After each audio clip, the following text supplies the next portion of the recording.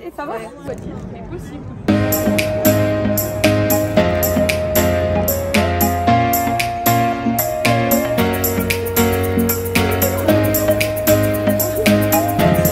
Bienvenue à toutes et à tous.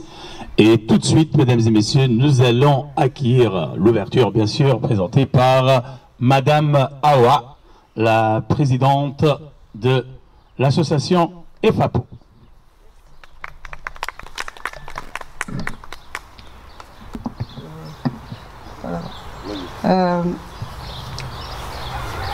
Madame la ministre de la Transition écologique et de la cohésion des territoires, Amélie de Montchalin, Monsieur le vice-président du conseil départemental et maire de Massy, Nicolas Samson, il est là ou pas? Je ne sais pas, il arrive. Monsieur le consul général du Sénégal à Paris, Monsieur Amadou Diallo, Mesdames et Messieurs les élus, Mesdames et Messieurs les présidents, présidentes et représentants d'associations, honorables invités à vos rangs et qualités respectives. Je vous adresse mes chaleureuses salutations et vous remercie de vous être rendu disponible pour célébrer à côté de EFAPO la journée nationale des mémoires de la traite, de l'esclavage et de leur abolition. Cette journée qui vient reconnaître la traite et l'esclavage comme crime contre l'humanité grâce à la loi Taubira en 2006. C'est donc avec beaucoup d'émotion que je vous souhaite la bienvenue dans ce magnifique lieu autour de l'arbre de liberté ce samedi 21 mai 2022. Cet endroit n'a pas été choisi au hasard. Et comme vous avez pu le remarquer, le nom même de l'arbre est significatif.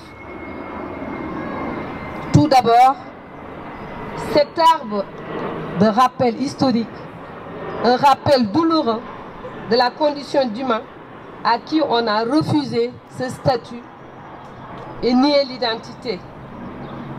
Un rappel des 12 millions et demi de captifs arrachés à leur terre, à leurs proches, à leur culture et leur religion, sans compter ceux qui ont péri pendant la traversée, lors de leur capture ou avant d'embarquer dans les navires négriers.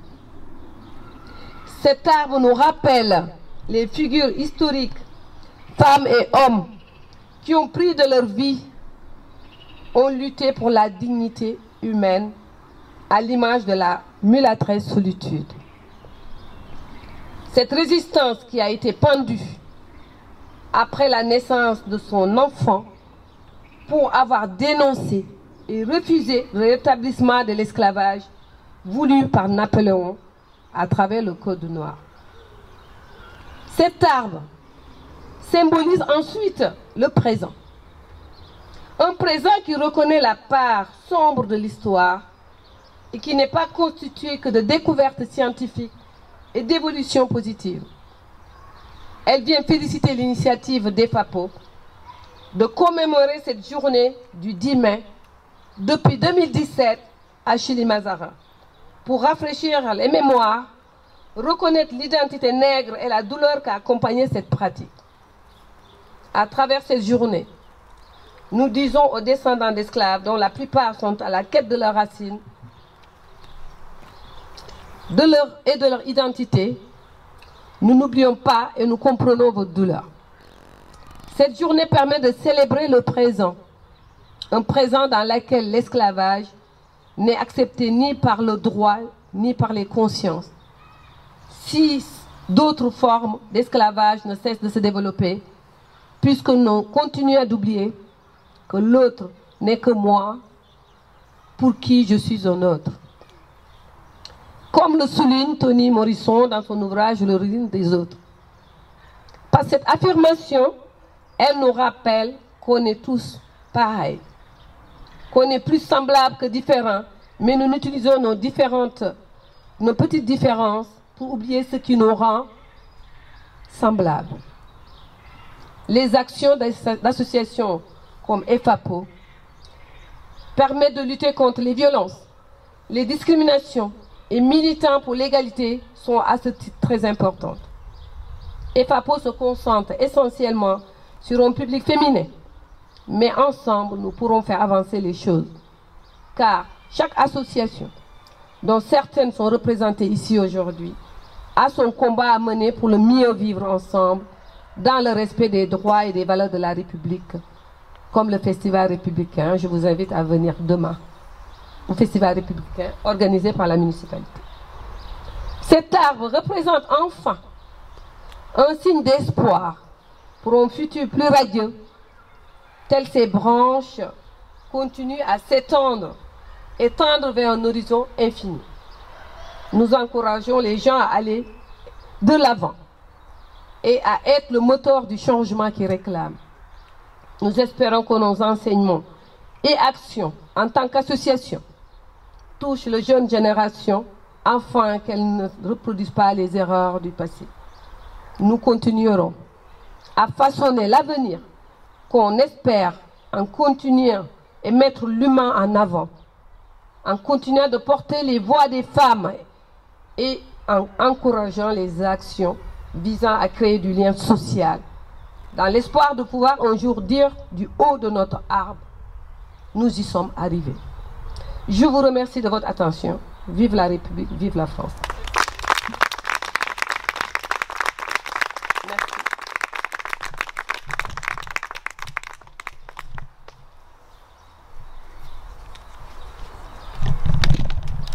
Mesdames et messieurs, nous allons accueillir tout de suite Monsieur le consul du Sénégal. Merci.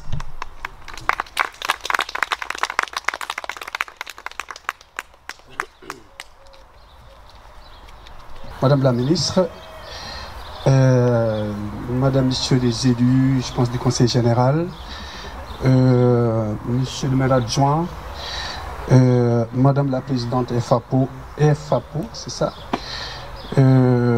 Madame, Monsieur, à vos titres, rangs et qualités, vous me permettez de saluer mes compatriotes sénégalais venus de façon très remarquée à cette manifestation. C'est un grand honneur et beaucoup d'émotions que je prends part à vos côtés ce 21 mai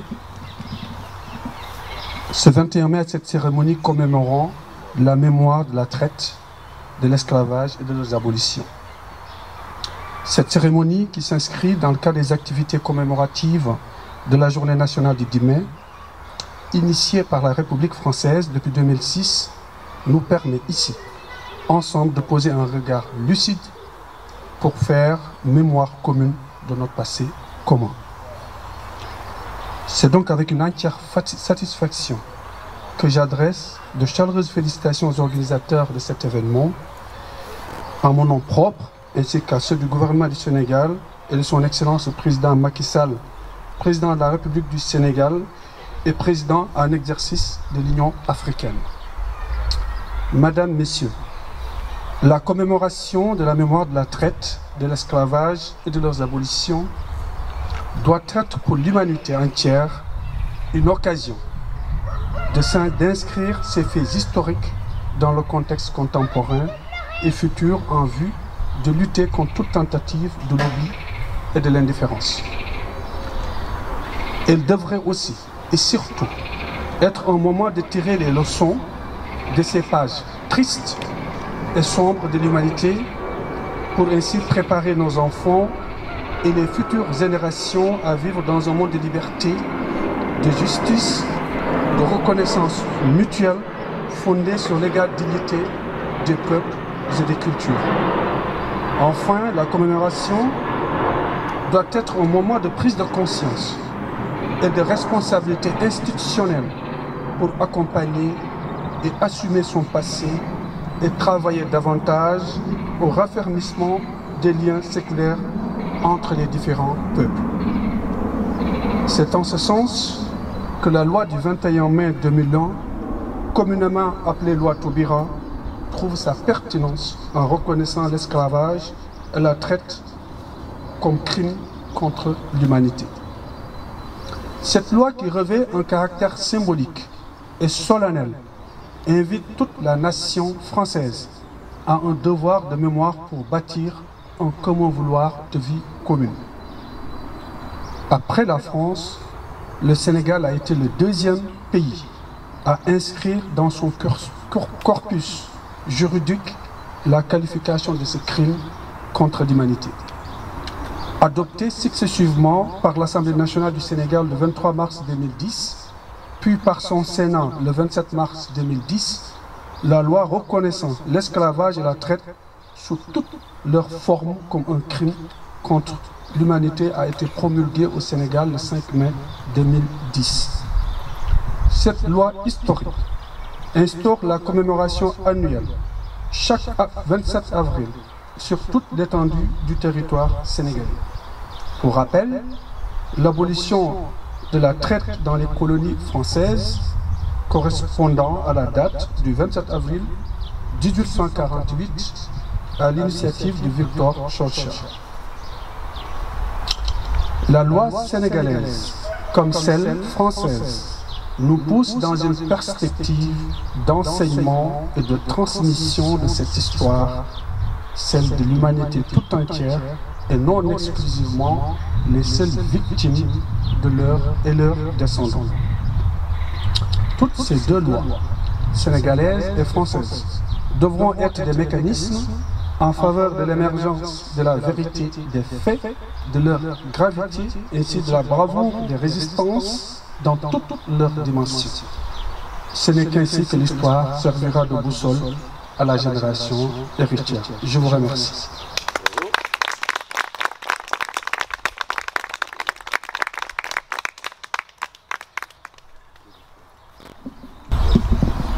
Merci. Alors, mesdames et messieurs, tout de suite, on va accueillir monsieur Dominique Lacambre, ministre, maire adjoint, pardon.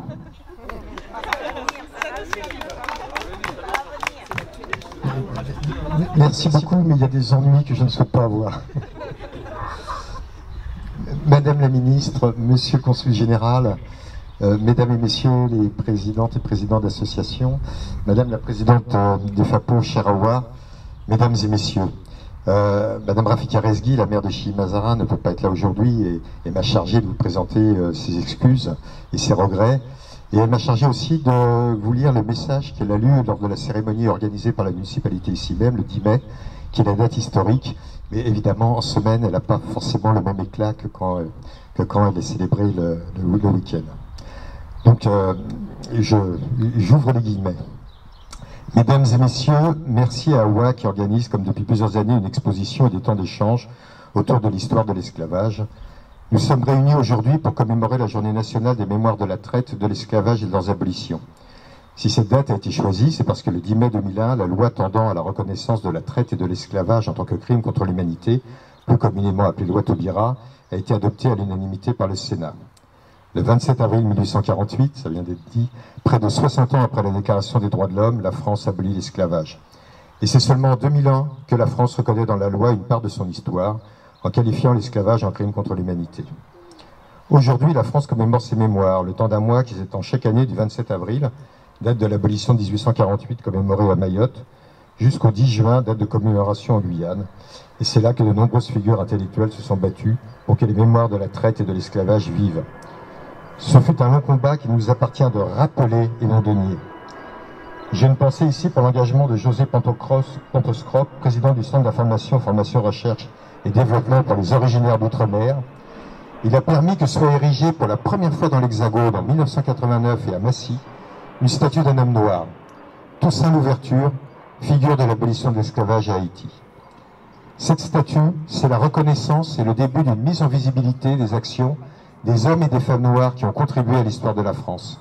Et c'est bien là l'engagement de tous ceux qui ont fait de cette reconnaissance le combat de toute une vie. Faire reconnaître la diversité de notre patrimoine culturel, politique, humain. Si nous commémorons aujourd'hui l'abolition de l'esclavage au XIXe siècle, nous ne pouvons occulter l'existence de l'esclavage dit moderne. Partout dans le monde, il existe encore des personnes opprimées, en raison de leurs origines, de leurs croyances, de leur culture. Il s'agit d'hommes et de femmes, parfois des enfants aussi, que l'on force à travailler, qui sont victimes de la prostitution, qui sont privés de leur liberté de mouvement. Alors, se souvenir aujourd'hui, c'est aussi lutter contre ces oppresseurs, c'est lutter sans relâche pour éradiquer le racisme qui s'enracine notamment dans les théories qui ont servi à justifier l'esclavage, c'est préférer nos valeurs républicaines, la liberté, l'égalité, la fraternité. Notre responsabilité, c'est le relais de la transmission aux jeunes générations de l'histoire, de notre histoire, pour que jamais elle ne se répète. C'est pour cela qu'il est important que cette partie de l'histoire soit apprise par les écoliers français. Je souhaite terminer ce propos par une phrase pleine d'espoir de Christiane Taubira dans son livre « L'esclavage raconté à ma fille ». Chaque génération a le droit de défaire le monde et de le refaire selon ses rêves.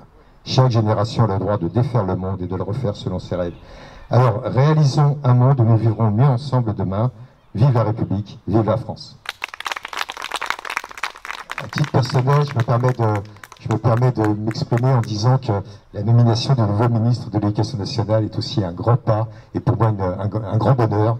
Et voilà, je tiens à le dire.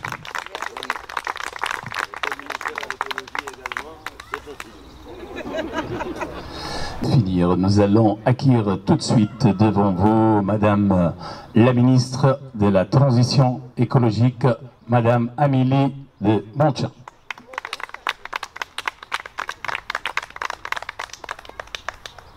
Bonjour à tous, mesdames et messieurs, messieurs et mesdames les élus, monsieur le consul général, et vous tous qui êtes venus prendre un peu de votre temps en cette journée de commémoration et de votre temps personnel pour un moment, je crois, collectif, à la fois d'histoire, de mémoire et d'espoir.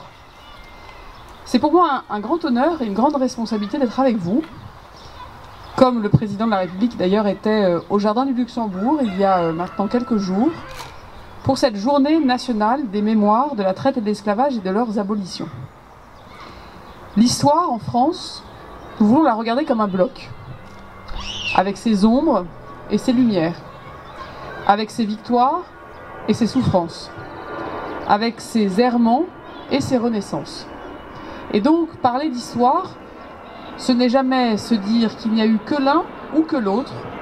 Il y a toujours eu, et c'est heureux, des hommes et des femmes pour refaire après avoir défait. C'est aussi un moment de mémoire. Et j'aime citer Simone Veil qui dit, je la cite, « Je n'aime pas l'expression « devoir de mémoire ».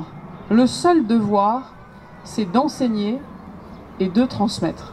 Le seul devoir, c'est d'enseigner et de transmettre. » Et donc, nous voyons bien combien la jeunesse, l'enseignement, la littérature, la culture, le partage sont essentiellement liés à ce que nous faisons aujourd'hui et ce qui est fait désormais depuis maintenant plusieurs années, depuis 2006, nous en avons fait une journée nationale. J'aimerais aussi vous parler de liberté. Liberté, égalité, fraternité. Depuis 1789, ce sont des mots qui résonnent pour les Français, ce sont des mots qui résonnent, je crois, dans le monde entier. Mais la liberté, ce n'est pas seulement un principe, c'est aussi une immense responsabilité. Et Abraham Lincoln, dont on connaît le rôle très important dans la lutte contre l'esclavage aux États-Unis, montrait que cette liberté n'est pas seulement à conquérir par ceux qui en sont privés. Elle doit également être défendue par ceux qui en jouissent. Et il disait, lorsque l'homme, ou la femme, cher Awa, s'habitue à voir les autres porter les chaînes de l'esclavage, c'est au fond qu'il ou elle accepte lui-même un jour de les porter. Et donc se battre pour la liberté des autres, c'est aussi défendre sa propre liberté individuelle. Cela montre que collectivement, ce n'est pas un acquis pour soi, c'est à défendre pour les autres, pour défendre le principe même de ce qui fait notre vie collective. Alors ici, dans ce territoire, nous avons, je crois, non seulement le devoir de mémoire, le devoir de transmettre, nous avons cette jeunesse qui doit, comme Awa l'a dit, pouvoir retrouver ses racines, son histoire. Nous avons cette liberté à défendre pour nous-mêmes et pour les autres.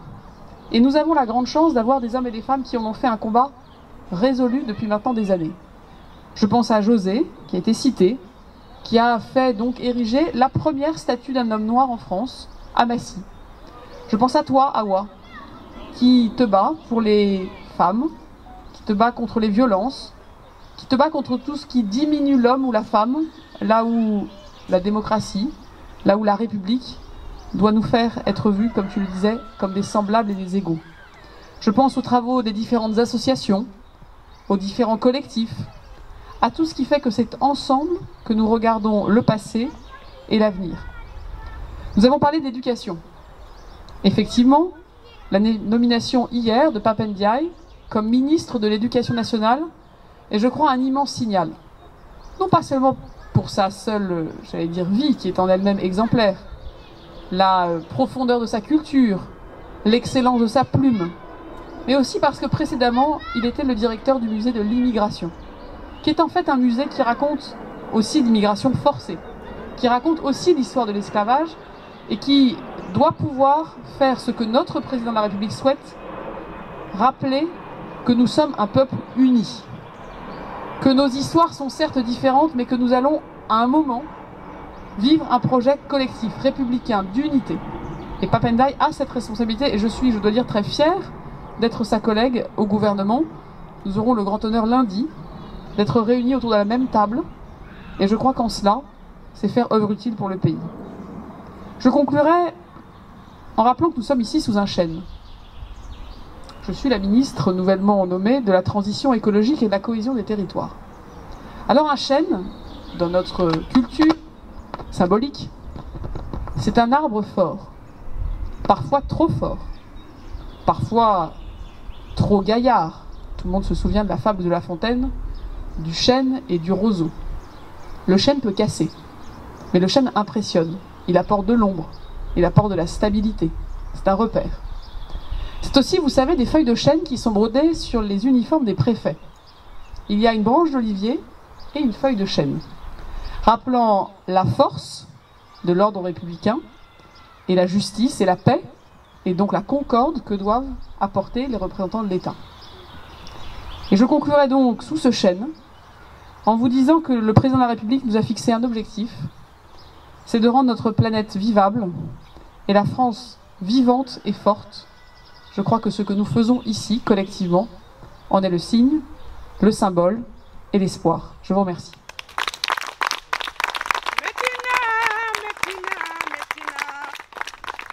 Esclavage Métina.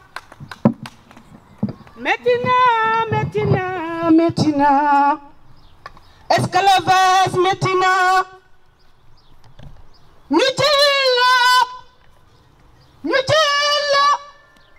ñu jël ci sa loxo yaay ci sa loxo baay ñu jël ci say mbokk ñu yóbbu la Gorée ñu takk la ñu takk ay jigéen takk góor gisoo yaay gisoo baay gisoo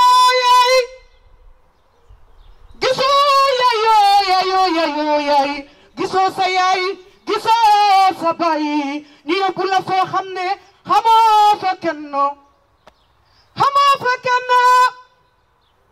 say doom joodu gisuñu seen maam say doom joodu gisuñu seen maam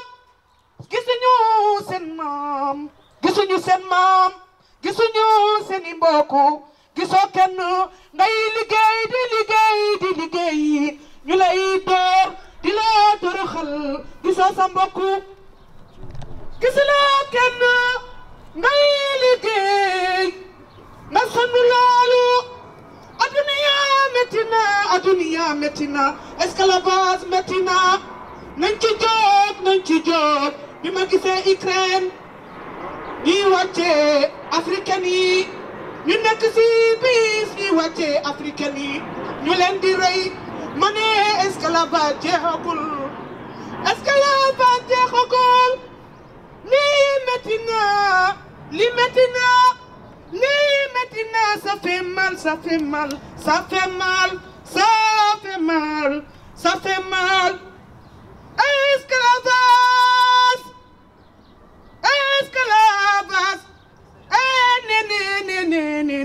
esclavage welani ça fait mal ça fait mal, ça fait mal. Ça fait mal. Esclavage maintenant,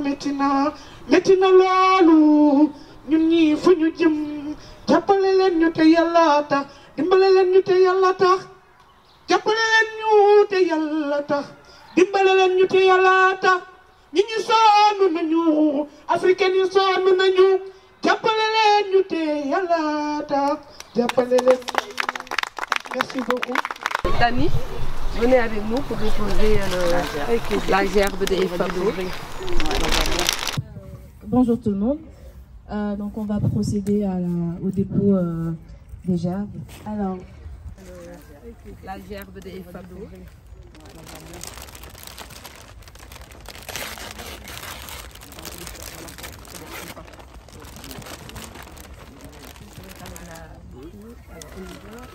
nous avons Madame Ba, Madame la ministre, Amélie de Monchala,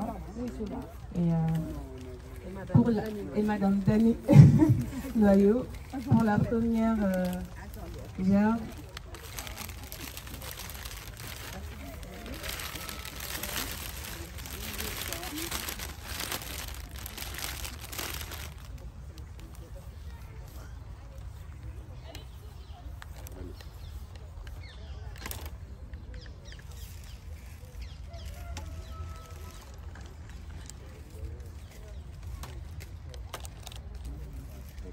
Merci. Oui, on va le déposer. On va déposer D'accord. Allez. Alors, tu parles de... La deuxième gerbe, celle de la municipalité de Chili Mazarin, Madame Dani Noyau et Madame Ba.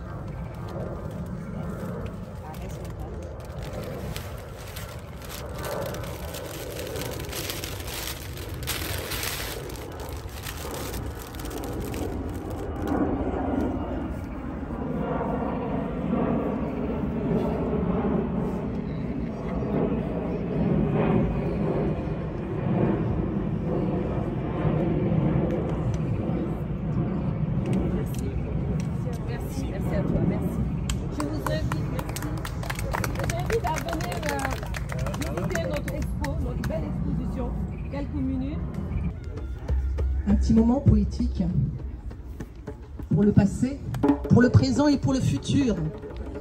Bonjour, Madame Ba. Enchantée. Passé, présent et futur. Nicolas m'avait dit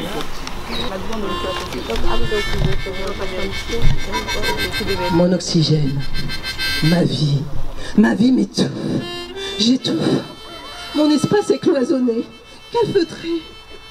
Aucun espace d'oxygène. À l'aide, ouvrez-moi vite ces fenêtres, ouvrez-moi la vie. Ouvrez-moi la verdure que je respire, qu'enfin je puisse vivre et respirer. Respirer la vie d'un air pur et oxygéné. Ton environnement insalubre, non éthique, étiqueté simplement de conditionnement. Il ne faut pas, jusqu'à en perdre la clé de ta chère liberté. Vous avez le droit de briller, de rayonner à qui vous êtes. Des enfants conscients de leur passé. Peu importe ce qui s'est passé, peu importe ce qui se passe ou ce qui se passera. Car la vie est toujours comme cela. On avance, on tombe, on se relève. On avance, on tombe, on se relève.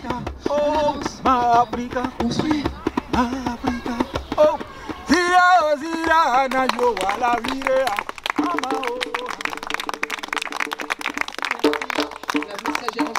Merci.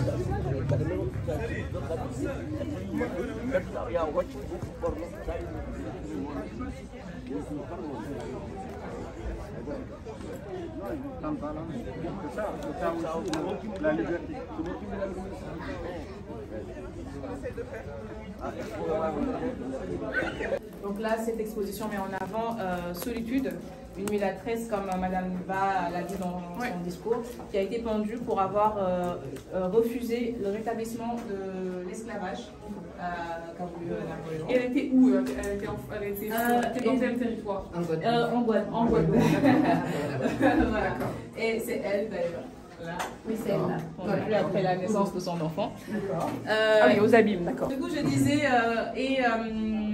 on revient sur comment les femmes ont vécu à cette période. Et puis on a mis en avant certains portraits de femmes qui ont lutté pour la dignité humaine. Et après, il y a des portraits, c'est ça? Et là, à l'intérieur, c'est l'exposition force de femmes. Donc chaque femme son combat. Et des présidentes d'assaut, etc. Là, on a un peu à chaque fois le topo pour expliquer le combat. Et c'est des femmes du territoire? Oui, de l'Essonne. Oui. Que des femmes essonniennes. De l'Essonne. Super ça. Non, il y en a Nanterre. Elle, c'est de Nanterre. D'accord, mais donc c'est des femmes. Si, voilà. Ouais. Et ça, c'est toi, ça, ouais. Oui, ça, c'est moi. Donc chaque femme. Qui est le photographe des présidents il est nommé, comment il s'appelle? Arnaud. Son nom est dessus.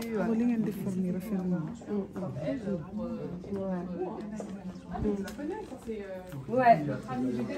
Justement, avec Madame Koumba Diawara. Ouais. Madame Koumba Diawara. Ouais. J'ai passé un très bon moment avec elle. Ouais, oui, elle est super. Là, on est,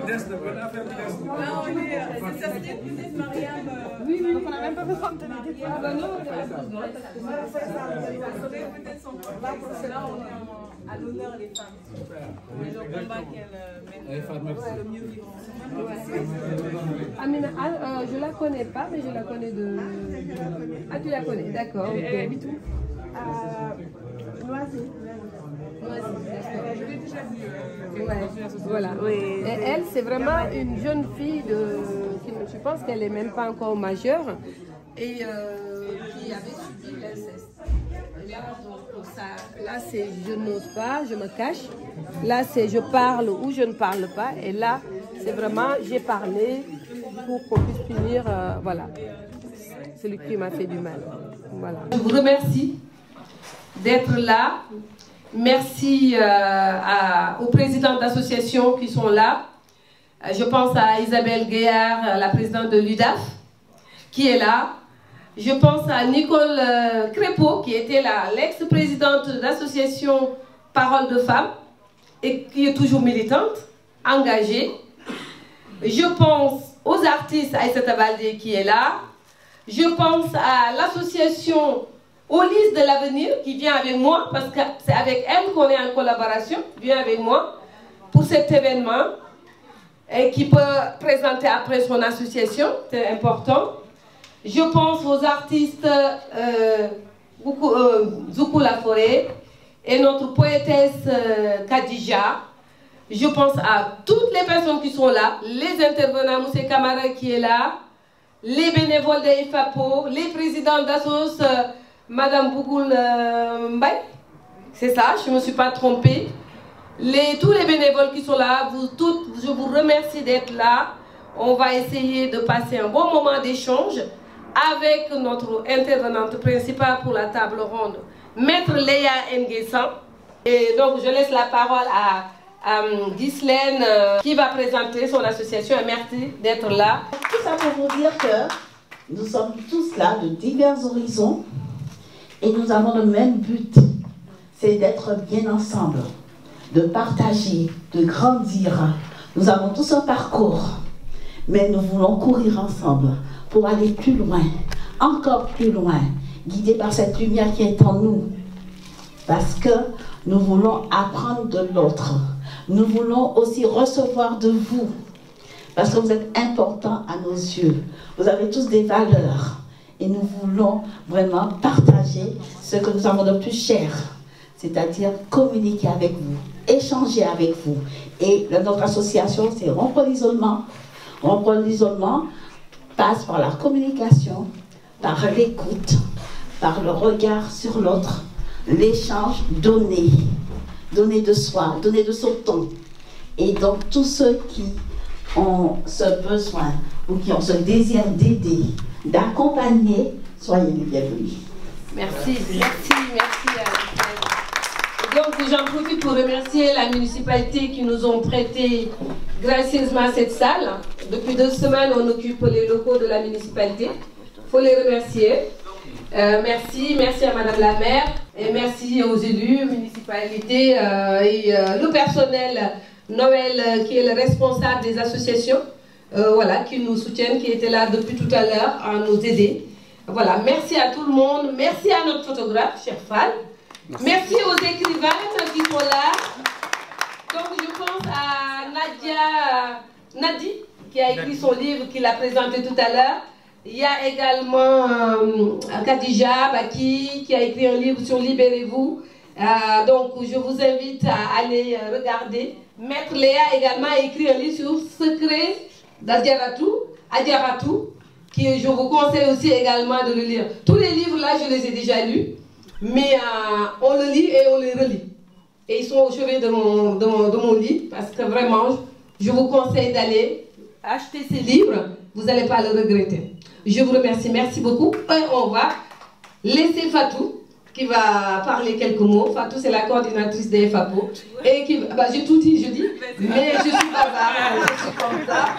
Mais je me laisse quand même parler. Alors, bonjour, c'était pour vous parler des changements qu'il allait y avoir. Et finalement, Madame Ba vous a tout dit. Donc, nous allons commencer cette table ronde. Pour rappel, la thématique, c'est le rôle des femmes dans la lutte contre l'esclavage et son abolition. Alors, bonjour à tous. Tout d'abord, merci. Merci à l'association FAPO, avec laquelle je collabore dans le cadre professionnel, d'avoir bien voulu me convier à cet événement.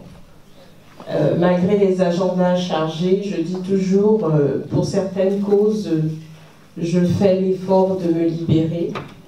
Parce qu'il s'agit justement de valeurs, de combats, de principes qu'on partage tous et c'est exactement ce qui nous réunit cet après-midi. Je suis maître Léa Nguessan, je suis avocate au barreau de Paris, je suis responsable associative, je suis membre de plusieurs réseaux féministes, je collabore étroitement avec l'association FAPO, comme je vous le disais à l'instant, et je suis accessoirement écrivaine. Alors, aujourd'hui, j'ai la lourde tâche, lourde parce que j'apprends un peu comme vous à la dernière minute que les deux autres intervenants panélistes ne peuvent pas être présents. Donc j'ai la lourde tâche, disais-je, de vous parler du rôle des femmes dans la lutte contre l'esclavage et son abolition. Je n'ai pas la prétention de vous faire un cours. Je n'ai pas la prétention non plus d'en faire une thèse. J'en serais bien incapable. Mais il y a des fils conducteurs. Et c'est sur la base de ces fils conducteurs que nous allons échanger. Les femmes dans la lutte contre l'esclavage. Il faut quand même partir d'une forme de frustration. Pourquoi frustration? Parce que très peu ont été mises en avant, alors même qu'elles jouaient un rôle important. Et dans cette frustration, il y a aussi cette double peine, je dirais, ce mépris. La femme, dans la lutte contre l'esclavage, a payé cher du fait de sa féminité, du fait de son genre. Parce qu'elle est passée d'objet meuble, ce qui en soi est assez avilissant, à objet sexuel. Les femmes dans la lutte contre l'esclavage ont dû être stratèges. D'objets sexuels pour certains maîtres, pour assurer la productivité, parce que plus elles mettaient au monde, et bien plus il y avait de main-d'œuvre pour travailler dans les plantations. Elles ont été obligées, alors même qu'elles étaient enceintes, des grossesses vécues dans des situations, des contextes, comme vous l'imaginez, assez difficiles, on leur demandait de travailler au même rythme, avec la même productivité que les hommes. Donc ce rôle des femmes, finalement, il est pluriel. assurer la productivité, en même temps être l'objet, j'ai un petit souci avec le micro, être l'objet sexuel du maître, ce qui leur causera aussi d'autres difficultés avec la femme, l'épouse légitime du maître, et en même temps ne pas perdre de vue leur dignité.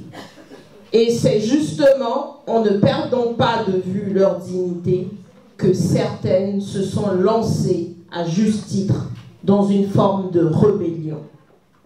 Alors j'essaierai de prendre ces petits bouts pour être finalement des points de discussion.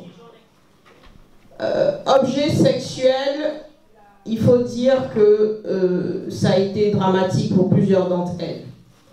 Dramatique parce que certaines n'ont pas voulu. Il y a eu des infanticides. Certaines n'ont pas voulu mettre au monde un enfant dont elles savaient pertinemment qu'il finirait esclave. Elles n'ont pas voulu que l'enfant subisse le même sort qu'elles. Donc, à défaut de pouvoir avorter, puisque bon nombre d'entre elles ont avorté malheureusement, certaines sont allées au bout de leur grossesse et finalement ont mis un terme à la vie de l'enfant. Il y a eu ces moments tragiques dans ces plantations où elles se disaient finalement non, cet enfant ne vivra pas ce que je suis en train de vivre. Il y a aussi ces femmes qui ont mis au monde des enfants qu'on leur a repris très rapidement pour en faire de futurs esclaves. Celles-là n'avaient même pas le choix de dire j'avorte, je mets un terme à sa vie dès qu'il sera au monde. Il y a eu des tragédies dans ces luttes-là. Il y a eu des tragédies dans cette volonté de s'affranchir du colonisateur. Des femmes stratèges aussi dans le sens où elles se disaient si je suis la préférée du maître, ou si j'arrive à me mettre en couple avec un esclave qui est lui-même affranchi depuis peu, peut-être que j'arriverai à conquérir cette liberté, j'arriverai finalement à être cette femme libre. Donc il y a eu des calculs qui ont été faits, n'ayons pas peur de le dire. Si je suis la maîtresse, si je suis la préférée du maître, je cours un risque, parce que sa femme qui m'en veut légitimement peut vouloir me faire du mal, mais je préfère courir ce risque. Pourquoi ? Parce qu'en étant sa préférée, je pourrais espérer être libre d'une façon ou d'une autre. Et dans l'immédiat, je serai forcément mieux traitée que les autres esclaves. Donc il y a eu des femmes stratèges.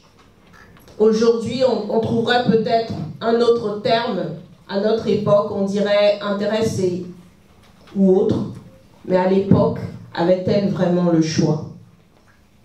Il y a eu également ces femmes qui, dès le départ, se sont dit « Au prix de ma vie, je me battrai.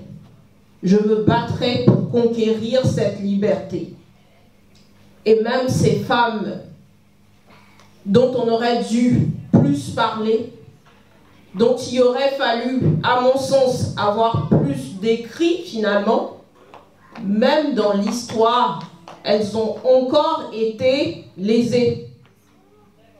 Pour certaines, il y a très peu de traces historiquement. Pourtant, elles ont mené la bataille. On parle souvent de solitude.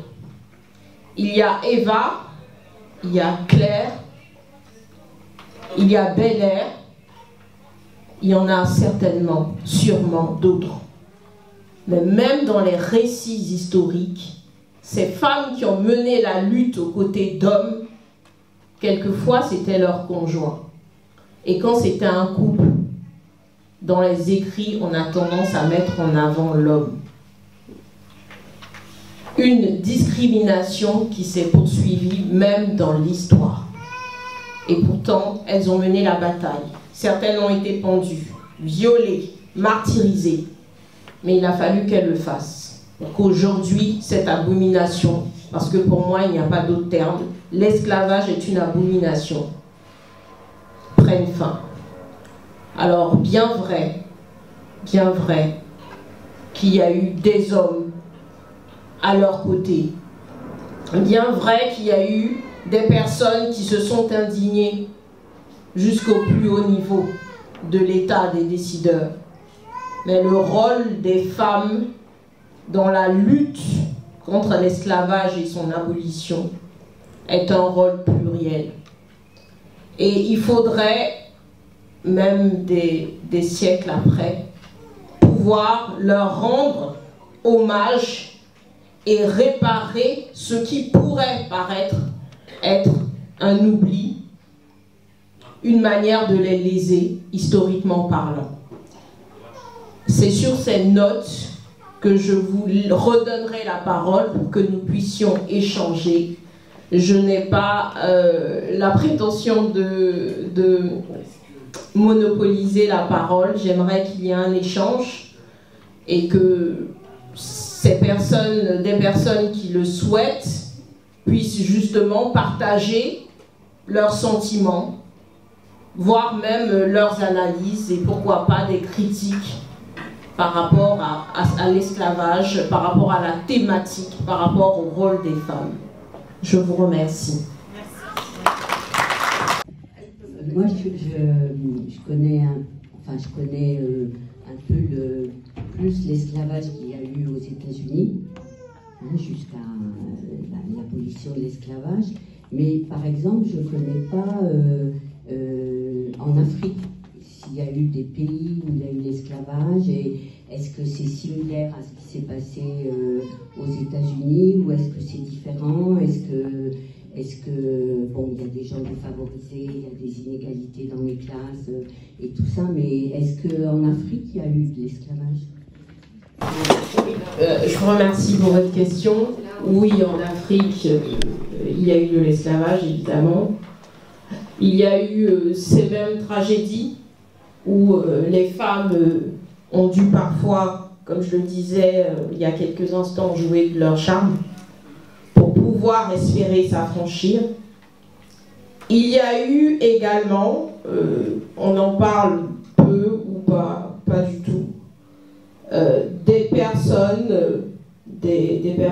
de couleur, puisque c'était le terme usité à l'époque, qui se sont alliés aux colonisateurs pour vendre leurs frères. Et il faut, sur le plan intellectuel, avoir cette honnêteté de dire que dans ce processus, quand bien même l'initiative ne venait pas de ces personnes de couleur, certains marchands, qui eux n'étaient pas blancs, puisque là nous sommes vraiment dans le champ des couleurs, ont mené des alliances, si je puis m'exprimer ainsi, avec le colonisateur pour vendre d'autres personnes qu'on aurait pu dire leurs frères. Voilà.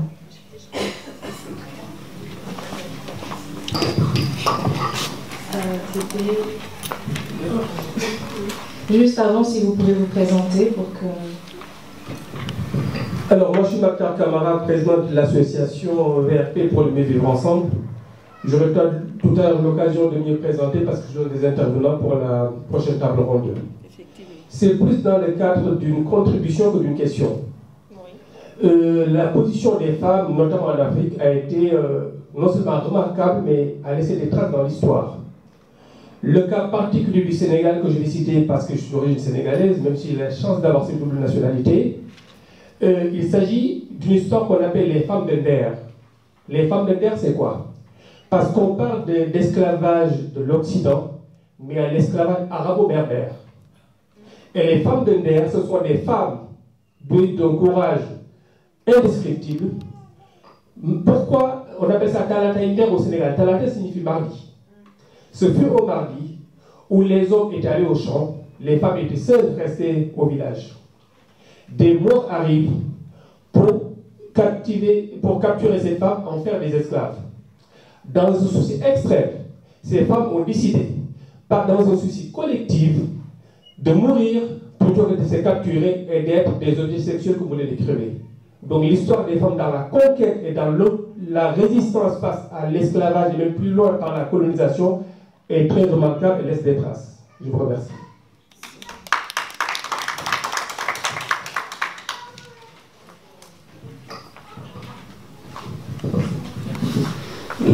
Antoine Molleron, psychologue clinicien donc, à FAPO.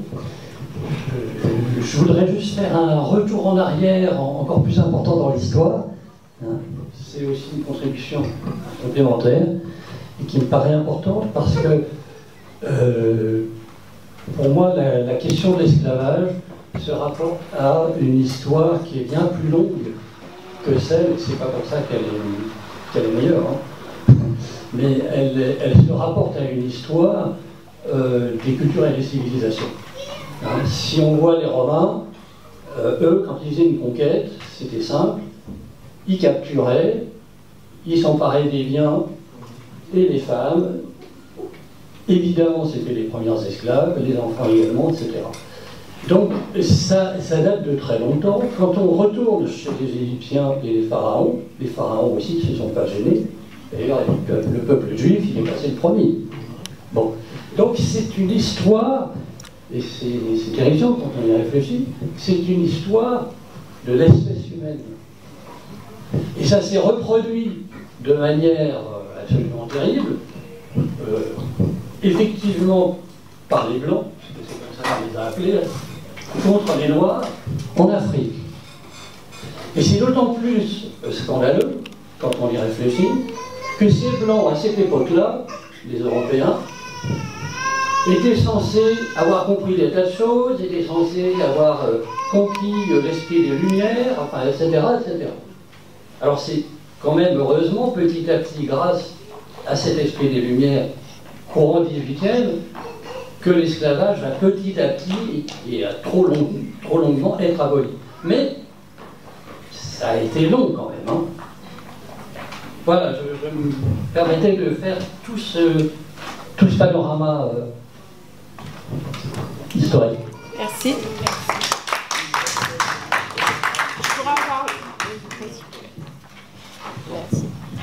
Merci pour votre intervention, vos interventions. Et je me permets de rebondir sur la dernière pour dire finalement que l'homme avec grand H ne tire pas forcément les conclusions, les conséquences de ses actes. On parlerait d'un éternel recommencement, on parlerait d'un cycle infini qui aboutit à des tragédies. Vous l'avez souligné, cette fois-ci c'était des hommes blancs contre des noirs, avec une violence beaucoup plus forte, des conséquences beaucoup plus dramatiques, une volonté d'annexer des peuples, mais en vérité on ne tire pas les conséquences de nos actes et on est dans un éternel recommencement. Cette volonté de dominer mais nous conduit du moins à des actes de barbarie, des actes de la pire espèce.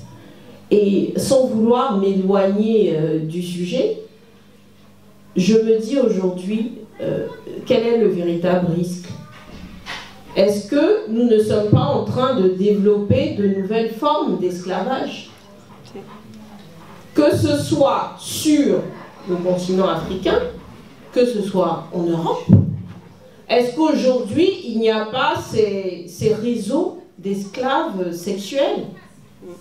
Est-ce qu'aujourd'hui il n'y a pas ces réseaux de personnes qu'on va prendre dans certains pays africains notamment, où on leur dit je vais te donner un très bon boulot et tout, tu pourras t'occuper de tes parents, on joue sur la fibre sentimentale, parce que là t'es pauvre finalement, mais moi je vais te donner limite, on leur vend l'Eldorado.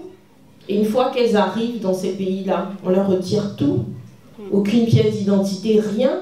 Elles sont enfermées dans des salles, soit pour être des domestiques, soit pour être des esclaves sexuels, et même quelquefois pour être les deux. Donc, finalement, aujourd'hui, puisqu'on parle d'esclavage, je pense qu'il n'y a pas un esclavage. Et qu'aujourd'hui, notre société, sous les yeux de cette société, finalement, on est en train de développer de nouvelles formes d'esclavage. Et n'attendons pas le pire. N'attendons pas le pire pour réagir. Dénonçons dès maintenant. Pour ne pas qu'il y ait justement une deuxième, troisième, quatrième, que sais-je encore, vague d'esclavage qui donnerait lieu...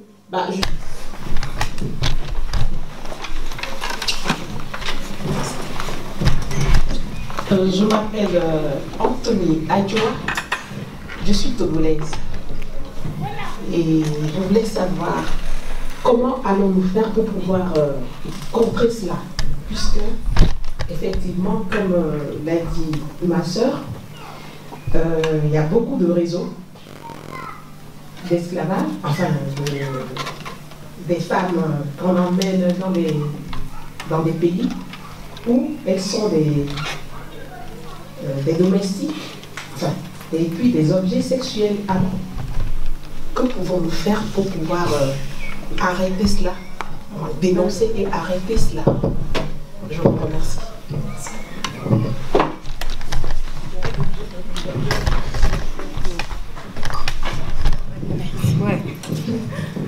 Alors, merci pour votre question, qui est au demeurant assez pertinente.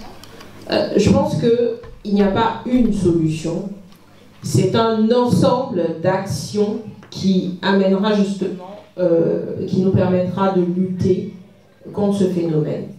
Les actions des associations sont légion. Donc, les associations sont assez actives, ont déjà pris le sujet à bras-le-corps.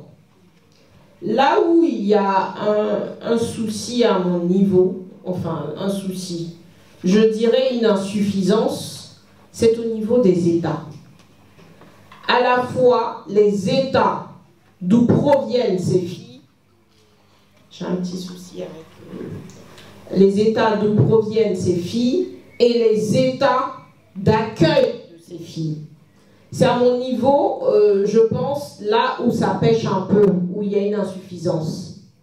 Parce que les États d'où proviennent ces filles ne mènent pas, à mon sens, assez d'actions pour sensibiliser, pour criminaliser encore plus. Il faut mettre une pression, mais une pression hors norme. Si je devais donner une image aussi violente soit-elle, un peu comme si on est en train d'étrangler une personne, il faudrait qu'ils étranglent, mais jusqu'au bout, pour que ces réseaux-là disparaissent définitivement. De temps en temps, on a un fait divers par rapport aux réseaux sociaux qu'on va médiatiser. On va promettre de faire une enquête. Et après, ça retombe dans l'oubli. Jusqu'au prochain fait divers qui sera de nouveau médiatisé. Je dis qu'il faut maintenir la pression et s'il faut les étrangler, je le mets en guillemets parce que c'est une image, il faut le faire jusqu'au bout. Les associations le font sur le terrain. Elles parlent aux jeunes filles. Mais derrière la pénalisation, pour moi, elle n'est pas assez forte. Il faut qu'il y ait des exemples de personnes qu'on a condamnées à 20, 30 ans, que sais-je encore, pour qu'ils comprennent qu'on ne joue pas avec la vie. On n'hypothèque pas la vie de jeunes filles, de jeunes dames qui ont commis le crime, si tant est que ce soit un, de vouloir avoir une vie meilleure. Parce que c'est de ça qu'il est question. C'est vouloir avoir une vie meilleure. Si on peut parler de crime, eh ben c'est le seul crime qu'elles ont commis. Quand elles partent dans ces pays, elles ont des étoiles plein les yeux. Je pourrais faire une formation, je pourrais avoir une vie meilleure, je pourrais acheter une maison à ma mère, je pourrais. Et dès qu'elles arrivent, on met un voile sur tous leurs espoirs. Dès qu'elles arrivent, elles n'ont même plus d'identité. On leur prend jusqu'à leur passeport. Comment une personne peut prétendre s'enfuir, quitter le pays si elle n'a plus de documents d'identité? Ça commence par ça. Et aujourd'hui, vraiment, c'est un appel à tous ces États. État d'accueil, État de provenance, maintenez la pression sur ces réseaux jusqu'à ce qu'ils disparaissent. Bravo. D'autres questions? Est-ce qu'il y en a d'autres qui veulent intervenir? Nadi? Nadi, tu veux peut-être intervenir? Non, je n'avais pas particulièrement de question, si ce n'est oui, être en accord avec le but. Par rapport à ton... Tu peux te présenter par rapport à ton livre et... Oui, alors certains m'ont écouté ou m'ont entendu tout à l'heure. Nadi Kal, donc auteur de deux ouvrages qui portent sur l'histoire effectivement de l'esclavage ou sur la société contemporaine antillaise aujourd'hui à travers différents récits, voilà, des nouvelles. Et oui, le sujet ou le combat des femmes qui pourrait être justement le combat des femmes dans la première histoire sur cette période de l'esclavage et de la lutte pour la liberté.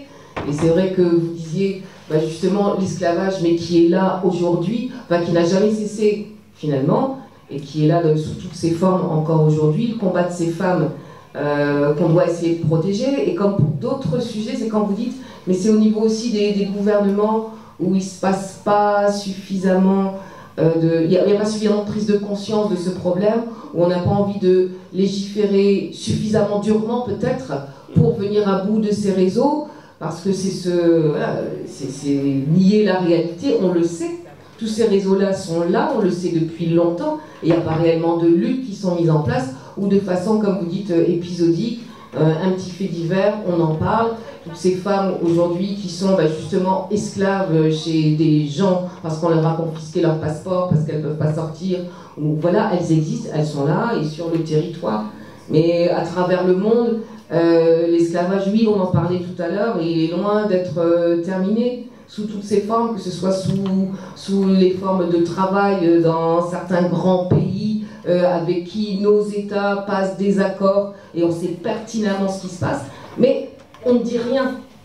Donc il y a une espèce d'hypocrisie, moi je dirais latente à la fois des États, des gouvernements, et qui font qu'on laisse tout cela perdurer. Alors au niveau de certaines manifestations, de grands événements, on dit qu'on est en lutte, mais les faits ne sont pas là, quoi. Alors est-ce que ça veut dire c'est parce que nos États sont submergés? On sait pertinemment qu'au niveau de la justice, pour qu'un dossier soit traité, il faut des mois quand il faut des années. Et donc c'est dire que ces sujets-là, finalement, ils n'ont pas leur importance. Je ne sais pas, c'est une question. Voilà, merci. Oui, merci pour votre intervention.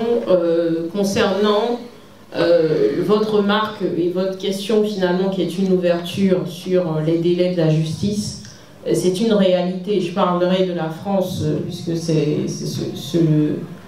cette forme de justice que je connais et que je pratique le plus. Il y a effectivement des délais qui sont dus au fait qu'il y ait plein de dossiers, qu'il n'y ait pas forcément les moyens. Les moyens de la justice ne sont pas suffisants, je ne vous apprends rien quand je le dis. Mais ces éléments ne doivent pas faire en sorte, ne doivent pas conduire à ce qu'il y ait des cas moins importants que d'autres. Le délai de la justice ne devrait pas avoir d'incidence sur la nature de l'affaire qui devrait être traitée en priorité. Les réseaux sont en France. Il y a toujours une partie qui est dans le pays de provenance et qui est dans le pays d'accueil. Je vais donner l'exemple du Nigeria, parce qu'ils sont quand même assez connus et reconnus dans ce domaine. Dans le Nigeria, il y a toujours une personne qui est basée dans le pays, qui approche les filles. C'est comme si elle décelait un peu le potentiel. Ah oui, je vois que tu souffres, ça va pas trop chez toi à la maison, c'est un peu dur. Je vais te prendre un peu comme une petite sœur et tout. Et n'ayons pas peur de le dire. J'ai des échos, je peux y aller sans micro. D'accord. Ça sera plus simple. N'ayons pas peur de le dire. Dans ces pays, souvent, ces femmes qui approchent ces jeunes, ce sont des femmes qui approchent ces jeunes filles et qui sont aussi, sinon à la tête, qui sont très bien placés dans le réseau. Donc je donne l'exemple du Nigeria parce que j'ai eu à traiter des demandes d'asile de filles provenant du Nigeria, et vous voyez bien comment ça a commencé. C'est une dame qui les a approchées, une dame qui pourrait avoir même l'âge de leur mère, et qui vient leur dire « Je vois que c'est compliqué pour toi, moi je vais t'aider, tu es un peu comme ma fille. » Donc, il y a une espèce de séduction pour les mettre en confiance. Mais cette dame, elle ne quitte quasiment pas le Nigeria. Mais elle gère, sinon une entreprise, mais plusieurs entreprises. Et il y a celui qui va les récupérer, que ce soit en France, en Italie, en Espagne. C'est l'autre bout de la chaîne. C'est la deuxième partie du réseau. Ils sont déjà là, ils sont sur le territoire. On arrive à attraper quelques-uns, mais les autres continuent de sévir. Et la bonne dame qui va continuer à approcher cette jeune fille, à leur dire « Moi je peux t'aider, tu es comme ma fille, si tu arrives en Europe, tu auras un bon boulot ». Elle donne l'impression que je finance tout, c'est comme si je te donnais un prêt, mais tu vas rembourser quand tu auras de l'argent, et puis un petit peu. Voilà comment ça commence. C'est dommage, mais dans ces abominations, il faut le dire, il y a aussi des femmes dans ces réseaux. Il faut le savoir. Ouais. Merci. Oui, Antoine? C'était juste une remarque comme ça. On a parlé de la loi, on a parlé des délais de la justice, et c'est effectivement très important. Et je crois que ce qu'il faut mentionner aussi, c'est les conventions internationales. C'est-à-dire qu'il y a effectivement des tas de conventions internationales, des accords internationaux, qui depuis des lustres maintenant, je ne sais pas, 50 ans, 60 ans, il faudrait regarder les dates exactes, se sont élevés évidemment contre la traite des gens, les réseaux de prostitution, les réseaux d'esclavage, enfin, toutes ces choses-là sont parfaitement, on va dire, documentées et nomenclaturées. Il y a toute une nomenclature de ces choses-là, si on regarde à l'UNESCO, etc. Bon. Sauf que chaque État est souverain chez lui, et donc évidemment, il applique un peu la petite sonnette et comme ça lui chante, le droit. Et ça, c'est pas contraignant. C'est-à-dire que ces espèces de conventions qui sont pseudo-signées ne sont pas contraignantes pour les États. Donc c'est un peu ça, un peu ça la question. Parce qu'on a des tas de conventions qui sont pour lutter contre l'esclavage, pour lutter contre les droits contre les individus, et elles ne sont pas suffisamment contraignantes. Donc je pense que c'est aussi à ce niveau-là qu'il faudrait faire quelque chose. Exactement. Enfin, je sais pas, ça... Oui, exactement, ça vient, ça a toute sa place dans la liste des mesures qu'il faut mettre en œuvre. Oui. Les conventions, si elles sont là, on les applique, et on les applique assez sévèrement en leur disant, vous n'avez pas juste signé un petit bout de papier, maintenant il faut appliquer ce qui est écrit. Et c'est là où, comme vous le dites, à juste titre, certains États prennent des libertés. Merci. Est-ce qu'il y en a d'autres?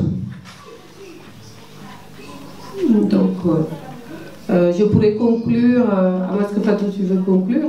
Moi, je dirais merci à Maître Léa pour cet échange et merci à tous ceux qui ont participé pour cet échange. Je rappelle juste qu'effectivement, ces réseaux, on le sait. Et effectivement, on essaie de lutter. Il y a des associations. Mais malheureusement, les associations n'ont pas assez de moyens. Les avocats, quand elles crient également, n'ont pas assez de moyens.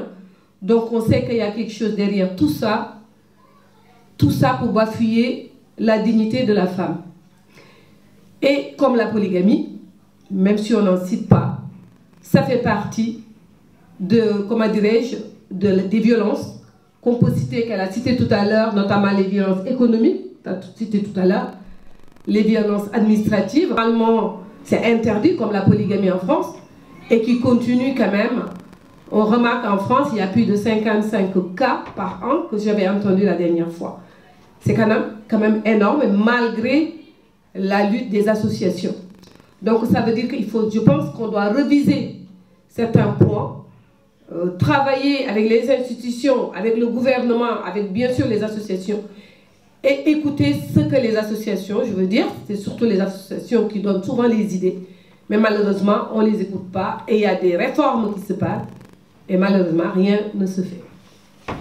On parlera également de toutes ces violences que les femmes subissent, que depuis des années, on entend lutte contre les violences faites aux femmes, et aujourd'hui, on en parle encore.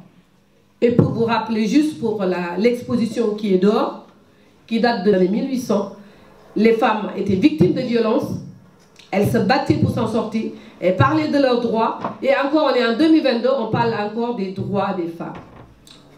Je pense que vous tous qui soient là, on est là, nous tous, pour essayer de faire changer les choses. C'est cette belle exposition-là qui est là. Toutes les femmes qui sont là, qui se battent pour pouvoir changer les choses. Parce que les droits des femmes, on ne devait plus en parler. Normalement, on doit dire, les femmes ont leurs droits. Je vous remercie et merci de votre attention. Donc pour détendre l'atmosphère, parce qu'on a parlé un peu des violences, qui fait toujours mal. Donc pour détendre l'atmosphère, avant de passer sur la deuxième table ronde, on va mettre une pièce de théâtre. Zoukou va nous faire une petite pièce de théâtre.